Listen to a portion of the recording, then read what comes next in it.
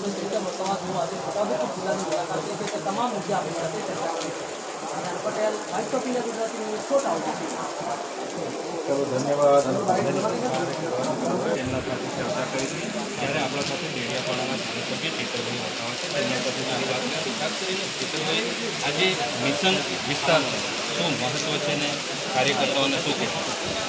આજે ગુજરાત પ્રદેશ અધ્યક્ષ વિસુદાન ગઢવીજી, રાષ્ટ્રીય નેતા ગોપાલ ઇટાલિયાજી અને મનોજ સોરઠિયા સહિત અમે મિશન વિસ્તાર અંતર્ગત અંબાજીથી ઉમરગામ સુધીના આદિવાસી જિલ્લાઓમાં મિટિંગો અમારી ચાલુ છે.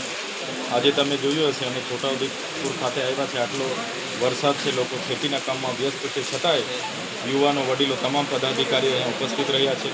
ખુશીની વાત એવી છે, આમ આદમી પાર્ટી પર આજે ભરોસો કરીને અમારા જિલ્લા પંચાયતના સદસ્ય છોટાઉદેપુરના અને સરપંચશ્રી આજે એમની પૂરી ટીમ સાથે અમારા પરિવારમાં જોડાયા છે. એમને પણ અમે આવકારીએ છીએ. સાથે છોટાઉદેપુરના તમામ યુવાઓને સાથે રાખીને આવનાર દિવસોમાં અહીં સંગઠનનું નિર્માણનું કામ અમે કરીશું. તાલુકા જિલ્લા પંચાયતો છે, આવનારી નગરપાલિકા છે, તમામ ચૂંટણીઓમાં આમ આદમી પાર્ટીના ઉમેદવારો અહીંયા લડશે. જે અન્યાય છોટાઉદેપુર સાથે થઈ રહેલો છે, આજે શિક્ષણની બાબતમાં આજે શિક્ષકો નથી. ધવેલ પટેલે ગઈ વખતે સરકારને ધ્યાન દોર્યું, છતાંય શિક્ષકો નથી મૂકવામાં આવ્યા, નથી ઓરડાઓ. નર્મદાનું પાણી જાય છે, નર્મદાનું પાણી જવા છતાં સિંચાઈનું પાણી નથી. નળ સે જલમાં જેટલા પણ કરોડોના બિલો બની ગયા પણ હજુ લોકોને પાણી નથી મળ્યું. આપેશ્વર યોજનાથી પાણી નથી મળ્યું. જેવા અનેક સમસ્યાઓ અહીંયા છે. તો ભ્રષ્ટાચાર, તમામ બાબતોને લઈને આવનાર દિવસોમાં અમારા યુવાનો સાથે રહીને અમે આગળ વધીશું અને છોટાઉદેપુર જિલ્લાના લોકોને ન્યાય આપવાનું કામ આજે અમે કરીશું. આજની મિટિંગ દરમિયાન અહીં એક ગંભીર પ્રશ્ન અમારી સમક્ષ આવ્યો છે. જે આદિવાસી દીકરીઓને અહીંની ખાનગી સંસ્થાઓ દ્વારા બેંગ્લોર, કર્ણાટક અને હૈદરાબાદની યુનિવર્સિટીઓના નામના ઓરિજિનલ ડોક્યુમેન્ટ લેવામાં આવ્યા છે.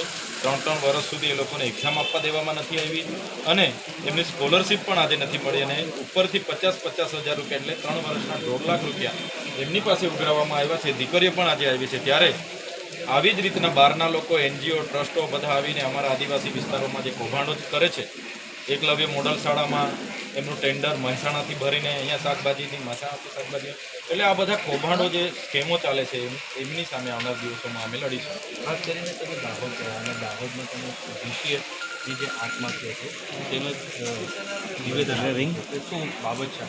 આજથી 12 દિવસ પહેલાં દાહોદ જિલ્લા જે સામાજિક વનીકરણના DCF રમેશભાઈ પરમાર, જેમણે પોતાની સર્વિસ રિવોલ્વરથી ગોળી મારીને આત્મહત્યા કરી છે.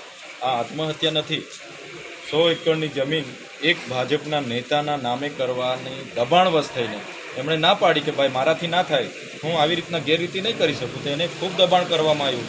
એટલે એ અધિકારીએ પોતે એમની દુષ્પ્રેરણાથી પ્રેરાઈને આત્મહત્યા કરી છે.